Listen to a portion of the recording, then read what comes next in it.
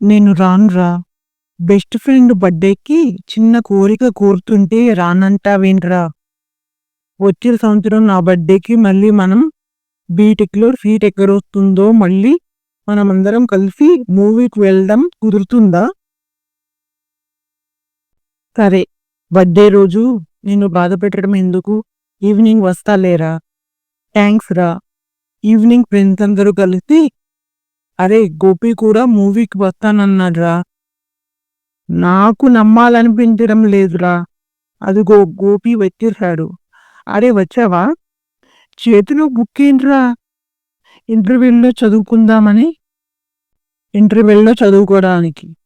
అయ్యో దేవుడా! వీడు మారడురా.